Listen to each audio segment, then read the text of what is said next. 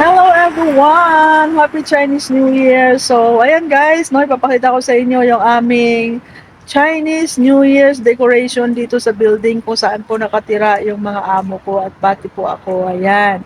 So, pasok po tayo sa loob para makita po ninyo yung napakagandang Chinese decoration.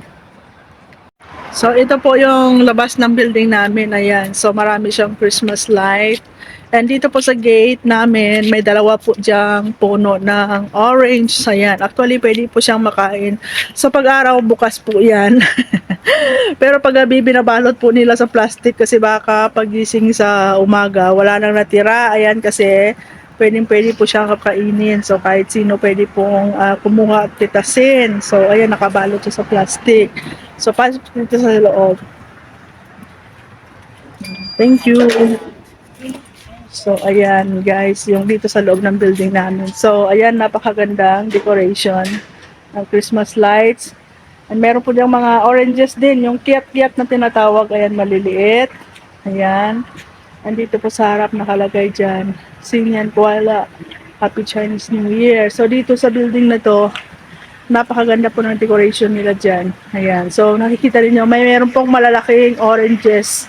Ayan, na meron po siyang red envelope.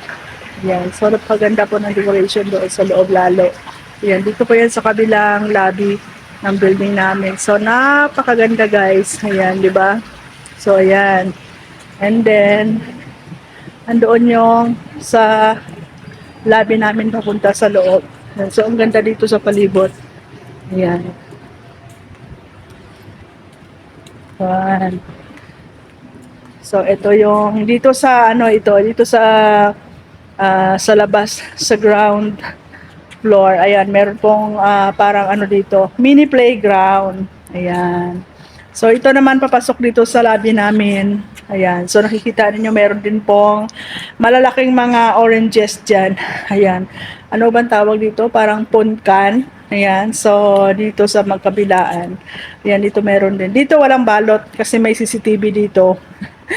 So, makikita kung sino yung pipitas. At saka wala naman pong pipitas dyan. Ayan, so ayan, meron siyang mga decoration. And then, meron ditong mga bulaklak.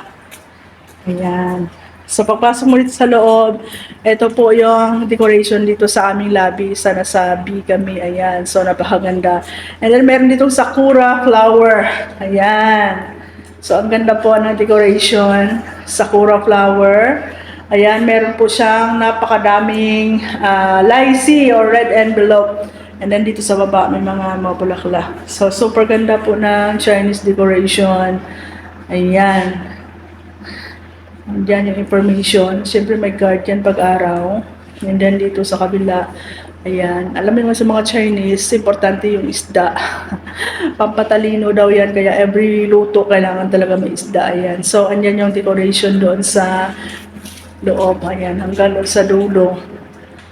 Ayan. Ayan. So, ang ganda dito.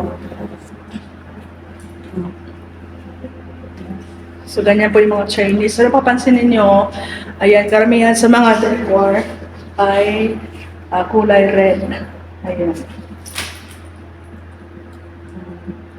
Ayan, merong marami dyan mga kiyat-kiyat. Actually, pwede po yung kainin. Ayan, dati nga ipinipitas ni Moy Moy. Ayan, so ang ganda ng mga, napakaano po talaga ng mga Chinese. Ayan.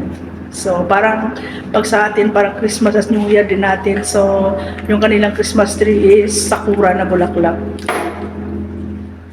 Ayan. Ganda na. Ganda na bulaklak. Ayan. So, ayan guys! Happy Chinese New Year everyone! Actually, pang third day na po ng Chinese New Year ngayon. And bukas po yung last day. Ayan, Chusan ngayon, Chusi bukas. Ayan, hanggang Chu. Ayan, tapos na. So, ayan guys, thank you so much for watching. Happy New Year everyone! Ayan, kung may sakura flower po doon sa baba sa lobby namin, meron din po kami dito. Ayan, napakaganda po. Wala nga lang red pocket. Ayan. Ayan po yung aming sakura flower. Siyempre, dito din po yung napakaganda naming mga bulaklak. Chinese New Year na bulaklak. Ayan, actually, ano na yan, 4 days na siyang nakabukadkad dyan, kaya so medyo hindi siya masyadong fresh. And then, meron din kaming ganito, kagaya nung nasa labi kanina. Ayan. And ito din. Ayan.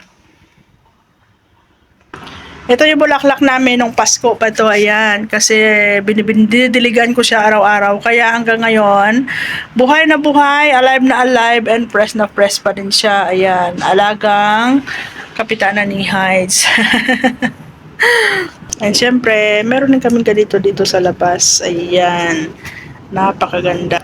And ito po yung view dito sa balkonahe namin. Ayan. So, makikita mo dito yung mga view doon sa buong Colon City.